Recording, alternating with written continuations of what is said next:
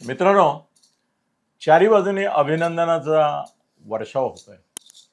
याचं कारण असं की प्राध्यापक दयानंदने गेल्या 3 महिन्यामध्ये ज्या प्रकारे एक विश्लेषणात्मक भूमिका घेऊन तुमच्यासमोर सत्य ठेवत होते, आकडेवारीने प्रत्येक गोष्ट सिद्ध करत होते आणि ती प्रत्येक गोष्ट आज निकालानंतर महापालिकांच्या तंतोतंत खरी ठरली.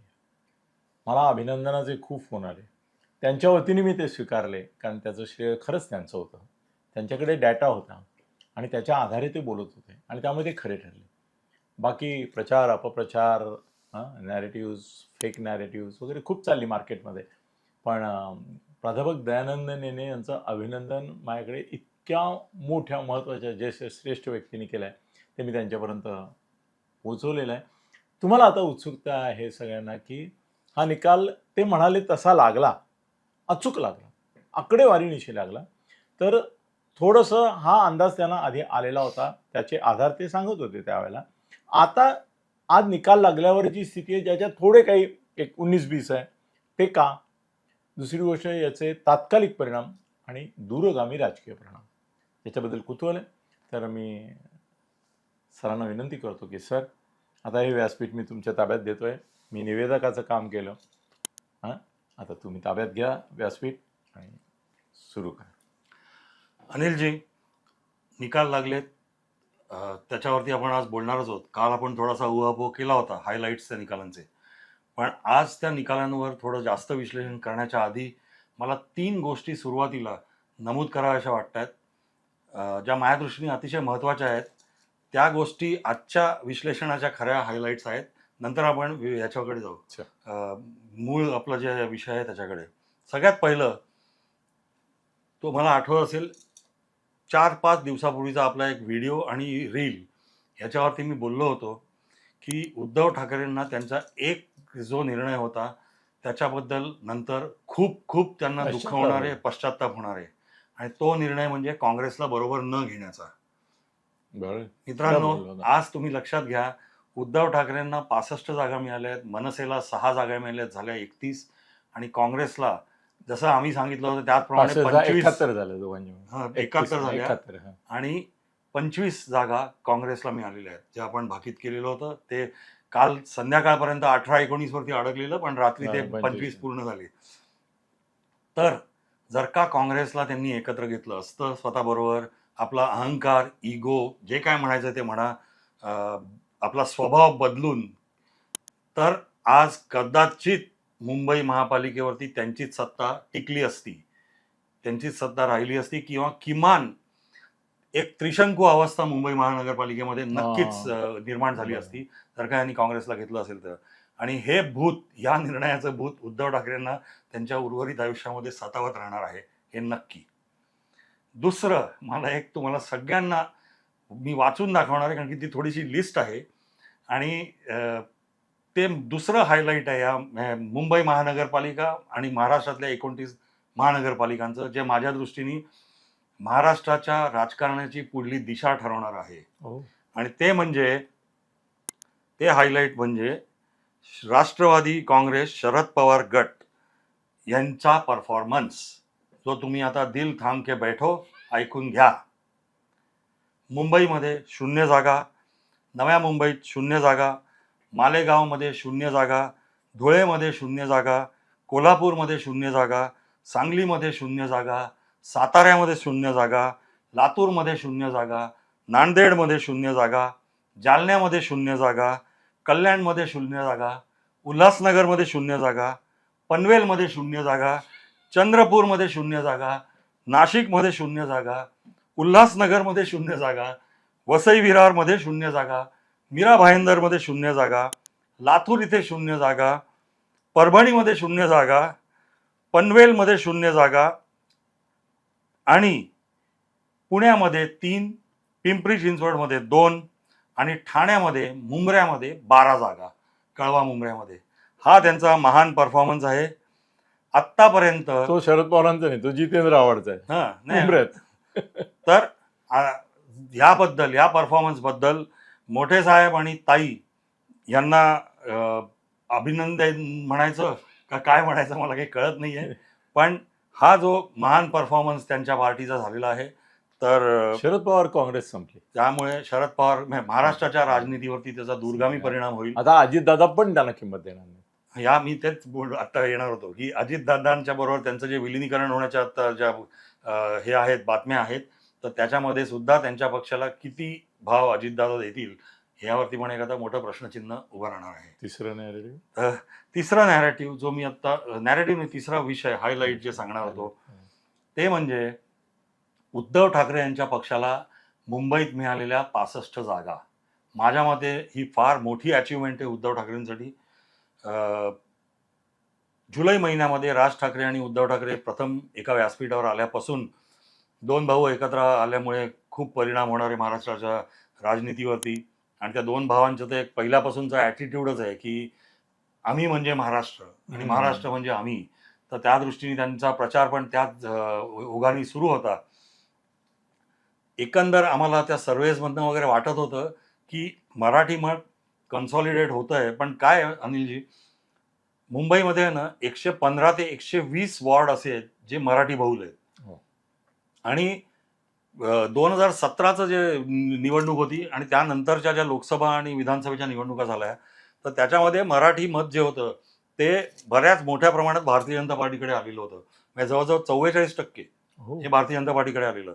त्यामुळे एकंदर जे आम्हाला सर्वेमधनं असं वाटत होतं की तोच ट्रेंड इथे विधानसभेमध्ये राहील आणि मराठी माणसाची मतं विभागली जातील ठाकरे बंधूंमध्ये आणि भारतीय जनता पार्टी एकनाथ शिंदेच्या ह्याच्यामध्ये. पण to the credit of all उभाटाचे शिवसैनिक, मी उभाटाना स्वतःला म्हणणार नाही कारण की त्यांनी काही प्रचारच केला नाहीये. त्यांनी मातीच खाल्ली होती. 3च त्यांनी सभा घेतल्या, असा काही ठोस प्रचार त्यांनी केला नाही. पण त्यांचे जे ग्राउंड लेवलचे शिवसैनिक होते उभाटाचे, त्यांनी मात्र आपली भूमिका म्हणजे चोख तर बजावली. मी तर म्हणतो 100% जास्त त्यांनी मेहनत घेतली, जेणेकरून 65 जागा निवडून आल्या. आणि या सगळ्या जागा मराठी बहुल सगळ्या 120 जागा आहेत त्यातनं त्यांनी काढलेल्या आहेत. तर याबद्दल बाळासाहेब ठाकरेंनी जी पहिल्यांदा शाखा पद्धत सुरू केली आणि शाखा प्रमुख आणि मग गटप्रमुख वगैरे, आणि ह्याचं नेटवर्क आणि त्याचा निवडणुकींवरती वर्षानुवर्ष होणारा इम्पॅक्ट किंवा त्यांची ताकद ती अजूनही इंटॅक्ट आहे हे मुंबईने सिद्ध केलं. हे माझ्या मते फार महत्वाची गोष्ट आहे याच्यामध्ये, आपल्या हायलाईटमध्ये, असं मला वाटतं. असो, आता आपण आपल्या मूळ विषयावर इथे आला तर मनसेबद्दल बोलणार आहात का याच वेळेला? उद्धवबद्दल बोलताय तर मनसेबद्दलही घ्या. ते 7 होते गेल्या वेळेला, यावेळेला 6 झाले. ह्या वेळेला 6 झाले. ठीक आहे. राज ठाकरे काय म्हणतो आपण त्याला, जुलैमध्ये एकत्र आले. त्यानंतर आपण त्यांचे बॉडी लँग्वेज आणि हे सगळं बोलत आलेलो आहे की ते कायम असे स्टिफ रिलक्टंट असे वाटत असतात. तरी सुद्धा त्यांनी युती केली उद्धव ठाकरेंबरोबर. आपल्याला वाटत होतं की ते 70-75 जागा मागतील. ते 52 जागांवरती त्यांनी समाधान मानलं. आणि माहीम, दादर, प्रभादेवी, परळ या भागातल्या मनसेचा स्ट्रॉंग होल्ड असलेल्या बहुतेक जागा त्यांनी उभाटाला सोडून दिल्या, स्वतः लढले नाहीत. मुस्लिम वस्ती इतक्या जागा. आणि आम्ही चकित आपण सगळे झाले की हे करतायत तरी काय. आणि पहिल्या आधीच्या व्हिडिओजमध्ये पण आपण आधी 1-2दा बोललो होतो की ही जी युती आहे ठाकरे बंधूंची, त्याचा फायदा उद्धव ठाकरेंना जास्ती होईल, राज ठाकरेंना त्याचा फायदा विशेष होणार नाही. नेमकं तसंच झालं या निवडणुकीमध्ये. तोटाच झाला. 7 वर आलं. राज ठाकरेंचं बळ उद्धव ठाकरेंना मिळालं. त्यात काँग्रेस जी फारकत घेतली काँग्रेसने त्यांच्याबद्दल, तर तरी पण उद्धव ठाकरेंच्या सीट्स निवडून आणणे इतकं बूस्टर राज ठाकरेंनी त्यांना दिला. पण रिव्हर्स जे व्हायला पाहिजे होतं की उद्धव ठाकरेंचा फायदा राज ठाकरेंना त्यांच्या जागांमध्ये, तो अजिबात झालेला दिसत नाही. अच्छा, त्यामुळे राज ठाकरेंच्या राजकीय भविष्याबद्दल आता एक पुन्हा प्रश्नचिन्ह मला वाटतं प्रत्येक निवडणुकीनंतर गेली 10 वर्ष प्रश्नचिन्ह उभं राहते. ह्या निवडणुकीपासून पण मोठं प्रश्नचिन्ह उभं राहणार आहे की यांचं नेमकं राजकीय भवितव्य काय. आणखीन एक गोष्ट, मी बिफोर आय गो म्हणजे आपल्या मेन विश्लेषणाकडे जाण्याआधी मी उद्धव ठाकरे आणि राज ठाकरेंना अक्षरशः धन्यवाद देऊ इच्छितो बहुसंख्य मुंबईकरांकडून की तुम्ही जी वेळोवेळी भूमिका घेतली ती तुमच्यासाठी तर घातक होतीच, पण तुम्ही अगदी एन्श्युअर केलं की महायुतीची सत्ता येणं केणं प्रकारेनं मुंबईत आलीच पाहिजे. मुंबई महाराष्ट्रात राहिलीच पाहिजे, महायुती तिथे आलीच पाहिजे. महायुती अजेंडा ठाकरे बंधूंचा. हा अजेंडा ठाकरे बंधूंचा होता. कारण की एकंदर जर का तुम्ही भारतीय जनता पार्टीचं मी विश्लेषण करायला गेलो त्यांच्या संघटनात्मक शक्तीबद्दल मुंबईतल्या, तर माझ्या मते भारतीय जनता पार्टी ची ब्रँड इक्विटी सॉलिड आहे, पण त्यांची संघटनात्मक ताकद मुंबईमध्ये पाहिजे तेवढी नाही. आणि त्यामुळेच आत्ता त्यांची गाडी दोघांची, एकनाथ शिंदे आणि त्यांची 118 वर अडकली. जर का त्यांची संघटनात्मक ताकद जास्ती असते ती गाडी एव्हाना खूप पुढे गेली असती. तर यांना एवढ्यासाठीच त्यांना धन्यवाद की त्यांनी जी गुजरात्यांविरुद्ध नंतर उत्तर भारतीयांविरुद्ध जी अर्धवट हिंदू अर्धवट मुसलमान अशी भूमिका घेतली. आणि मनसेनी तर सतत धमक्यात दिल्या की आम्ही येऊन तुम्हाला ठोकून काढू, हे करू, ते करू, मारू, अगदी भगवे गाड उभे करून तुम्हाला जाऊच देणार नाही. तर त्या सगळ्या बॅकफायर झाल्या आणि महायुती सत्तेवरती आलेली आहे. सो धन्यवाद. शिल्पकार फडणवीस आहेत का महायुतीच्या विजयाचे खरे शिल्पकार? फडणवीस शिंदे नसून दोन्ही ठाकरे बंधू आहेत. ठाकरे बंधूंनी एन्श्युअर केलं की त्यांची सत्ता येईलच. ते जर का कुठे कमी पडत असले तर आम्ही आहोत, पुढे ढकलेलं आम्ही आहोत. सर, मी हाराकिरी आत्मघात शब्द वापरले होते सर. बरोबर. तर हे झालं मनसेबद्दल. काँग्रेसबद्दल मी आधी बोललोच आहे. काँग्रेसला त्यांनी एकत्र न घेतल्याचा मोठा तोटा त्यांना झालेला आहे. आता येऊ आपण मेन ह्याच्यावरती. भारतीय जनता पार्टीनी आता जे चित्र क्लिअर झालेलं आहे, 29 पैकी 16 महानगरपालिका स्वबळावर जिंकल्यात. फक्त भाजपा. आणि 16 ठिकाणी भाजपचे महापौर महाराष्ट्रात प्रथमच बसणार आहेत. देवेंद्र फडणवीस अजूनही म्हणतायत की आम्ही महायुती म्हणूनच तिथे सत्ता हे घेऊ, आम्ही इतरांना बरोबर घेणार. तरी पण शिंदे आणि अजितदादांच्या लोकांना घेणार. तरी पण 16 ठिकाणी त्यांचा गरज नाही, तरी पण ठीक आहे. आणि उरलेल्या 8-9 जागा ज्या आहेत तिथे महायुती म्हणजे एकनाथ शिंदे आणि हे आहे. तर तिथे आता उदाहरणार्थ ठाण्यामध्ये एकनाथ शिंदेचा महापौर बसू शकतो, उल्हासनगरमध्ये एकनाथ शिंदेचा बसू शकतो, कदाचित कल्याणमध्ये मला माहित नाही, कारण की दोघे एकदमच एका लेवलला आहेत. भाजपच्या उलट्या 2 जागा जास्ती आहेत, त्यामुळे भाजप डिमांड करू शकेल. कारण की रवींद्र चव्हाण त्यांचे जे अध्यक्ष आहेत प्रदेशाचे ते डोंबिवलीतले आहेत आणि एकनाथच्या विरुद्ध आहेत. सो असं होऊ शकेल. पण एकंदर बघता असं चित्र पुन्हा आज एकदम क्लिअर झालेलं आहे की 25 महानगरपालिकांवरती महायुतीची सत्ता बसेल. आणि आम्ही हा आकडा दिला होता. याचा शिल्पकार कोण? म्हणजे आपण आता गमतीत म्हटलं की ठाकरे बंधू होते, पण खरे शिल्पकार याचे अनडाऊटेडली देवेंद्र फडणवीसच आहेत. प्रश्नच नाही त्याच्याबद्दल. आज देवेंद्र फडणवीस महाराष्ट्रातले सर्वात मोठे नेते म्हणून आपल्या समोर आलेले आहेत सगळ्या जनतेच्या. आणि हे आपण आत्ता प्रत्येक निवडणुकीनंतर म्हणतो की आज आलेत, पण टू हिज क्रेडिट देवेंद्र फडणवीसांच्या 2017 साली सुद्धा त्यांनी असाच मोठा विजय महापालिकांमध्ये महाराष्ट्रात मिळवला होता. फक्त 2019 मध्ये जे उद्धव ठाकरेंनी त्यांना दगाफटका करून केला आणि नंतर मग त्यांना 2.5 वर्ष उपमुख्यमंत्रीपद स्वीकारावं लागलं. हे जर का सोडलं तर देवेंद्र फडणवीसच महाराष्ट्राचे नेते हे गेले 2014 पासून तरी दिसत आलेलं आहे. आणि ते आता मात्र आपण तुलना केली की गुजरातमध्ये जसे मोदी कन्सॉलिडेट होत गेले तसे आता फडणवीस हे महाराष्ट्राचे मोदी झाले. आता याच्या मागची कारणं काय? भारतीय जनता पार्टी आणि एकनाथ शिंदेची, आपण पण प्रामुख्याने भारतीय जनता पार्टी एवढा मोठा विजय मिळण्याची कारणं काय?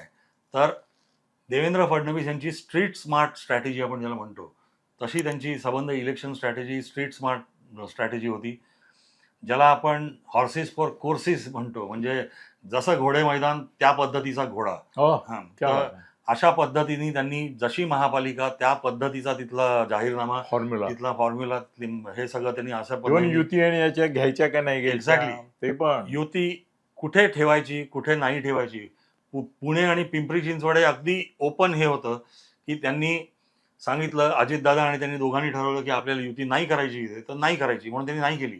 मात्र एकनाथ शिंदेची शिवसेना आपल्या बरोबर राहील, खास करून सगळ्या मोठ्या महापालिकांमध्ये आपल्या बरोबर राहील हे त्यांनी एन्श्युअर केलं. मुंबईत केलं, ठाण्यामध्ये त्यांनी स्वतःच्या पक्षाला बॅकफूटवरती जायला सांगितलं, कमी जागा स्वीकारायला सांगितल्या, तिथे ठेवली युती. उल्हासनगरमध्ये जरी तुटली, नाही ठाण्यातल्या युतीचा मुंबईला फायदा आहे ना, हा बरोबर आहे. झालाच. तर नागपूरमध्ये पण त्यांनी युती ठेवली, भले त्यांना कमी जागा दिली असतील, पण त्यांनी यांना बरोबर ठेवलं. बरोबर. सांगण्याचा मुद्दा काय आहे की प्रत्येक ठिकाणी जशी गरज त्या पद्धतीने आपले त्यांनी चाल रचली. बस.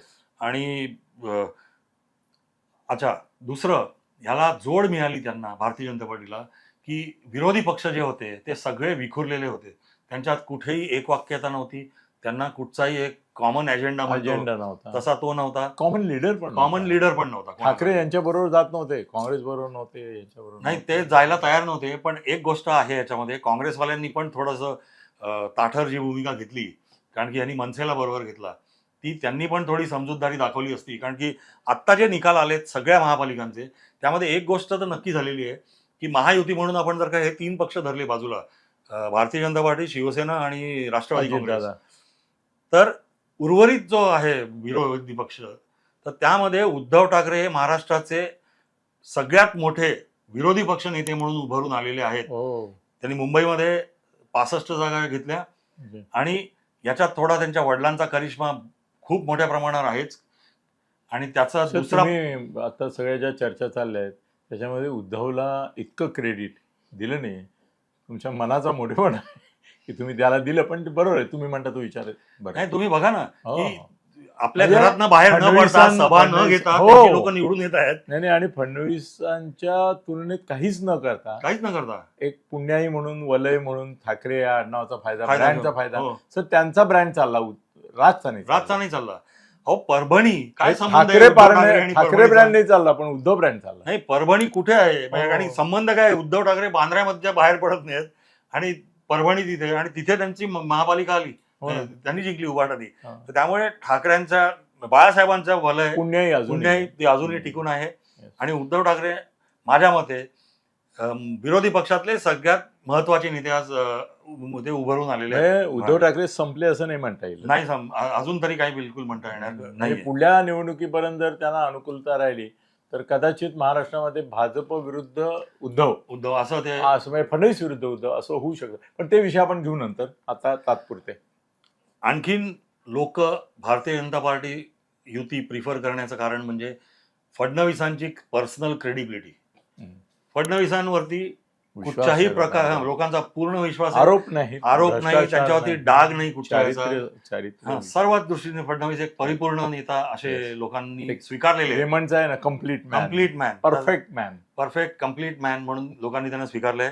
त्याच्या जोडीला ट्रिपल इंजिन हा जो प्रकार हल्ली वारंवार बोलला जातो की केंद्रामध्ये आणि राज्यामध्ये आणि तसंच महापालिकेमध्ये एकाच पार्टीचं सरकार पण असतं, ते खरं आहे. तर आता तुम्ही समन्वय विचार करा, ठाकरे जर आले असते तर अख्खा वेळ भांडणात गेला असता. एकही प्रकल्प मुंबईत आला नसता आणि राज्य आणि केंद्र सरकारने येऊही दिला नसता. त्यामुळे आपल्या विकासाचा जर मुद्दा असेल तर ते ट्रिपल इंजिनची गरज होती. गरज. आणि ट्रिपल इंजिन म्हणजे शेवटी कुठे जाऊन तो विषय थांबतो, तर नरेंद्र मोदींसमोर, इथे त्यांच्या दारात. आणि नरेंद्र मोदींबद्दल पण अजूनही लोकांच्या मनामध्ये 11-12 वर्ष झाली तरी पण खूप प्रेम आहे, खूप विश्वास आहे, आस्था आहे, सगळं आहे त्यांच्याबद्दल. असा मुद्दा फडणवीस समर्थकांना कदाचित मान्य नाही होणार, पण मला अजूनही असं वाटतं की मी ज्यांच्याशी बोलतो अजूनही फडणवीसांकडे ते मोदींचे प्रतिनिधी आहेत, मोदींचे दूत आहेत. थोडंफार आहे तसं अजूनही. म्हणजे पण हळूहळू फडणवीस अगदी असं नाही म्हणणार की जसं सूर्य हा स्वयंप्रकाशित आहे आणि चंद्र हा परप्रकाशित, म्हणजे सूर्यामुळे रिफ्लेक्टेड आहे, त्या अवस्थेतून फडणवीस आले बाहेर. हो बरोबर, फडणवीस बाहेर आले, पण तरी अजून मोदींशिवाय फडणवीसांना ते हे नाही मिळणार. आणि आता सगळ्या महापालिका जर का बघितले तिथे जे प्रश्न असतात, रस्त्याचा प्रश्न आहे, पाणी पुरवठ्याचा प्रश्न आहे, ड्रेनेजचा प्रश्न आहे, ठिकठिकाणी आता मेट्रो सेवा सगळीकडे पोहोचवण्याचा महाराष्ट्र सरकारचा निर्धार आहे. तो समृद्धी महामार्ग त्यांनी जो बांधला आहे, तो शक्तीपीठ आणखीन तो एक नवा बांधतायत. तर हे सगळं जे इन्फ्रास्ट्रक्चर डेव्हलप करण्यासाठी योग्य पार्टी, औद्योगिक तर सगळ्यात योग्य पार्टी म्हणजे भारतीय जनता पार्टी आणि नेता म्हणजे देवेंद्र फडणवीस, असं एक स्थिती राज्यांनी ऍक्सेप्ट केली. परवा तुम्ही पूर्ण ऍक्सेप्ट केलं नव्हतं इन्फ्रामॅन, ते पण इन्फ्रामॅन ही कन्सेप्ट लोकांना आवडलेली आहे आता. बरोबर आहे. आवडली. आणखीन म्हणजे भारतीय जनता पार्टीचं इलेक्शन मशीन, जे म्हणतात की अमित शहा आणि मोदी हे 24 तास 365 दिवस इलेक्शन हा डोक्यात त्यांचा विषय असतो. एक इलेक्शन संपलं की आता हे कालचं हे इलेक्शन संपलं त्यांच्याकडे, ते आता पुढचं कुठचं तरी बंगालमधलं इलेक्शन, त्याचा विचार आता करायला 5 लागले. राज्यात आहेत. हो, म्हणून तर त्याचा विचार ते आता सर, करत पण असतील. आपल्या राज्यात सुद्धा हम्म. परवापासून जिल्हा परिषद आणि तालुका पंचायतीचे फॉर्म भरायला सुरुवात झाली. फॉर्म भरायला सुरुवात झाली. म्हणजे या दोघांना मी एकनाथजींशी बोललो, हम्म. तर त्यांना मी म्हटलं की आता जरा रिलॅक्स व्हा. ते म्हणजे रिलॅक्स, लगेच आहे ते फेब्रुवारी ऑलरेडी आमच्या पुढल्या प्रक्रिया सुरू झाल्या. बरोबर आहे. इथे आता फक्त आम्हाला कुठे बसवायचंय नाही बसवायचंय, कुठे काय ते तो विषय करतोय आम्ही. पण आमचं लक्ष आता जिल्हा परिषद पंचायत समितीकडे गेलो. पण even Fadnavis will be busy. Yes. ह्या निवडणुकीत एक लक्षात न आलेली गोष्ट लोकांच्या, क्या बात. मी तुम्हाला सांगू इच्छितो, पॉइंट आउट करू इच्छितो. या निवडणुकीत कुठेही मोदी, शहा किंवा कुठचेही नाही. बीजेपीचे मोठे नेते आणले नाहीत. Correct. Star campaigner number 1 and only number 1 was Devendra Fadnavis. 1 to 10 ही 1 to 10. तर त्यामुळे आणि सॅबोटेज करणारे मध्ये मध्ये होते. एक लातूर घालवलं, एकाने म्हटलं बरोबर. विलासरावांची प्रतिमा. पुष्कळ सांगते, जाऊ दे आता. आणि ह्यामध्ये शेवट आणखीन एक गोड गोष्ट झालंय. सांगायचं आहे मला, की आपण एका निवडणुकीच्या आदल्या दिवशी जो व्हिडिओ केला त्यात आपण सगळ्यांना अपील केलं होतं की तुम्ही येऊन मतदान करा. मुंबईमध्ये मतदान 52% आजूबाजूला झालं. आपण म्हटलं होतं 55% जर का झालं तर ते फायदेशीर होईल. आज माझं ठाम मत आहे, जर का हे पुढचे 3% वाढले असतं मतदान, 55%, तर भारतीय जनता पार्टी आणि शिवसेना 150च्या पुढे गेली असती मुंबईमध्ये. तर हे लोकांनी लक्षात ठेवावं की आपण जी लिथार्जी दाखवतो मतदानाला न जाता, तर त्याचे परिणाम दूरगामी होऊ शकतात. 45 झालं असतं तर उभाठा झाली असती. उघड आली 52 मुळे भाजप भारतीय निदान जनता पार्टी किनाऱ्यावर आली. किनाऱ्यावर आली. हे खरंच आहे. आणखीन एक गोष्ट, आता आपण नेत्यांबद्दल बोलतोय म्हणून एक एकनाथ शिंदेबद्दल. येस. एकनाथ शिंदेंना जर का आपण त्यांच्या पक्षाचा परफॉर्मन्स जर का बघायला गेला तर आपण सेकंड क्लासमध्ये एकनाथ शिंदे पास झाले किंवा त्यांची पक्ष पास झाला असं मी आता म्हणेन. नाही सर, मग जरा थोडं माझे मित्र आहेत म्हणून मी पार्शलिटी करायला सांगतो. डिस्टिंक्शननी फडणवीस पास झाले, हो. पण आमचे एकनाथजी फर्स्ट क्लासमध्ये आले. नाही, मी तुम्हाला आता फिगर्स सांगतो, मग तुम्ही ठरवा. माझं काय एकनाथ शिंदेच्या विरुद्ध बोलायचं असं नाही, पण तुम्ही एक लक्षात घ्या की एकनाथ शिंदे विरुद्ध उद्धव बाळासाहेब ठाकरे अशी 65 ठिकाणी लढत होती मुंबईमध्ये. त्यातल्या 52 जागा उद्धव ठाकरे जिंकले. दुसरं, मनसे विरुद्ध एकनाथ शिंदे यांची 18 ठिकाणी लढत होती, त्यातल्या मला वाटतं 14 जागा एकनाथ शिंदे जिंकले. अच्छा, नशीब ते मनसे उभी होती. आणि स्ट्राईक रेट जर का बघायचं झालं आपण, तर भारतीय जनता पार्टीचा 64% स्ट्राईक रेट आहे या इलेक्शनमध्ये. 140 लढले, 89 जिंकले. एकनाथ शिंदे 90 लढले आणि 29 जिंकले. आणि उद्धव ठाकरे 164 लढले आणि 65 जिंकले. तर त्यांचा 39% स्ट्राईक रेट आहे. मला उद्धवचा आणि एकनाथजींचा 32% स्ट्राईक रेट आहे. तर मला असं कधी कधी वाटतं, एकनाथजींनी जे हट्ट करून 90 जागा घेतल्या आणि भारतीय जनता पार्टीने माहित नाही दिल्लीच्या दबावाखाली का काय त्यांनी देवेंद्र फडणवीसांनी ते ऍग्री केल्या युतीसाठी म्हणून, तर त्यातल्या त्यांच्या जागा जर का यांनी कमी केल्या असत्या, आणखीन 30-35 भाजपला दिल्या असत्या, तर भाजपाचा स्ट्राईक रेट जास्त चांगला असता. स्वतःहून 114 वर गेले असते. मग हो, गेले असते कदाचित. त्यांचा स्ट्राईक रेट कारण की जास्ती चांगला आहे ह्याच्याबद्दल. दुसरं, त्यांनी ठाणे रिटेन केलेलं आहे. ठाणे त्यांचा बालेकिल्ला आहे, तर ते रिटेन केलंय. पण ते रिटेन करताना त्यांनी लक्षात ठेवलं पाहिजे की देवेंद्र फडणवीसांनी सुद्धा आपल्या पक्षाला बॅकफूटवर जायला सांगितलं, थोडं सॉफ्ट जायला सांगितलं. त्यांनी हट्ट धरून बसले नाही की आम्हाला जास्त जागा पाहिजेत. जरी संजय केळकर, निरंजन डावकरे यांचे खूप हट्ट होता की आम्हाला जास्त जागा लढायला पाहिजेत, पण फडणवीसांनी त्यांना कसं बसं समजावलं. तर हे एकनाथ शिंदेनी लक्षात ठेवलं पाहिजे. कल्याण डोंबिवली जागा चांगला परफॉर्मन्स. यस, पण अगेन आता असं जर का एक नमूद करावं असं वाटतंय, भारतीय जनता पार्टीने 28 जागा जिंकल्यात, तो पण खूप चांगला परफॉर्मन्स आहे. आणि आपण जे कायम म्हणत आलेलो की हे स्वीप करतील, दोघे जण एकत्र आले, तर त्यांनी खरंच स्वीप केलेलं. तुम्ही 100चा अंदाज दिला होता, तो झाला 75 हे झाले ना, 100 झालीच आहे त्याच्यामध्ये. अच्छा, उल्हासनगर कल्याण ह्याच्यामध्ये डोंबिवलीमध्ये एकनाथ शिंदेनी मेहनत घेतली, बरोबर आहे, पण तिथे त्यांचे जे पुत्र आहेत श्रीकांत शिंदे, त्यांच्या एकंदर वागणुकीबद्दल पण तिथे खूप कुरबुरी आहेत. आणि त्यामुळे एक थोडीशी युतीमध्ये तिथे घासाघीस कायम चालू असते. त्याचा परिणाम सेना एकेकाळचे हे दोन्ही एरिया सेनेचे जे स्ट्रॉंग होल्ड होते तिकडे आता BJP almost neck to neck त्यांच्या आहे, अशी परिस्थिती आहे. नव्या मुंबईमध्ये जर का युती झाली असती साहेब, तर तुम्हाला मी सांगतो 115 जागा आहेत ना, त्या 115च्या 115 जागा भारतीय जनता पार्टी शिवसेना जिंकली असते. युती नाही झाली तर त्यामुळे झालं काय, 66 जागा भारतीय जनता पार्टी जिंकली, ज्याचं क्रेडिट गणेश नाईक आणि त्यांच्या फॅमिलीला मी देतो, कारण की त्यांचा तिकडे पूर्ण होल्ड आहे. आणि शिवसेनेला तिथे 28 जागा मिळाल्या का 29 जागा. तर हे जे थोडंसं जागा राहून गेल्या, ह्या ज्या थोड्याशा तुतुमयमय होते, तर आणि कटुता त्यामध्ये आली, तर हा एक वेकअप कॉल आहे असं एकनाथ शिंदेजींनी समजलं पाहिजे. आणि त्यात ज्या काय कोर्स करेक्शन ज्याला आपण म्हणतो ते करायचं असेल तर त्यांनी केलं पाहिजे. आता शेवटचा मुद्दा तुम्हाला सांगायचा तर MIMचा. MIM इस्लाम पार्टी पण प्रामुख्याने MIMला अख्ख्या महाराष्ट्रामध्ये सगळ्या महापालिका मिळून 95 पेक्षा जास्त जागा मिळाल्या. आता मला तुमचं भाजपचा माणूस म्हणाला 100च्या पुढे गेले. 95 ठीक आहे, 95 कदाचित 100 झाले असतील आता. 95 तरी काय 95 म्हणजे काय प्रचंड मिळाले. आता एक ह्याचे दोन धोके सगळेजण म्हणतात, कारण की MIM ही जास्त जहाल मुसलमान पार्टी आहे. तर हा एक धोका नक्की आहे. भारतीय जनता पार्टीचा विचार केला तर MIMचा उपयोग त्यांना होतोय काँग्रेसला वाईपआउट करण्यासाठी, कारण की काँग्रेसपासून मुसलमान दूर जात आहेत, ते जात आहेत MIM कडे. त्यामुळे हळूहळू काँग्रेस हा मुख्य रिडंडंट होत चाललेली आहे.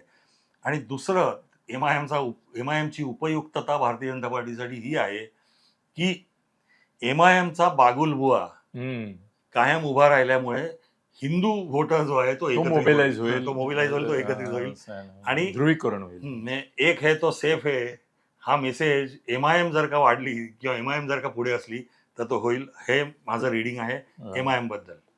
ही मी थोडक्यात आता तुम्हाला आढावा दिलेला आहे या निवडणुकींबद्दल. अजितदादांबद्दल बोला ना, 1 मिनिट आहे अजून. अजितदादा प्रॅक्टिकल पॉलिटिशियन आहेत. त्यांना आपल्या लिमिटेशन्स पूर्णपणे माहिती आहेत आणि त्या लिमिटेशनमध्ये राहून राजकारण करायचं हे त्यांनी मनाशी ठरवलेलं आहे, ऍक्सेप्ट केलेलं आहे.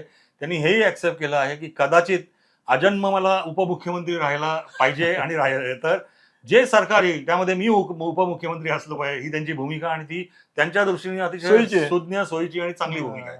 येस. नाही, आता बरेचसे प्रश्न बाकी आहेत तरी सुद्धा त्यांची उत्तरं आता आम्ही रोज भेटणार आहोत, तुम्हाला त्यावेळेला देऊ.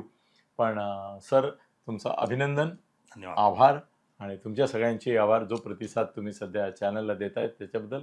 पण सबस्क्राईब करा मित्रांनो, तुम्ही व्ह्यूज देताय चांगले, पण आम्हाला सबस्क्राईब करा. अनिल गगनविधी थत्ते या चॅनलला सबस्क्राईब करा. बिग बॉस अनिल थत्तेला फेसबुकवर सबस्क्राईब करा, फॉलो करा. धन्यवाद.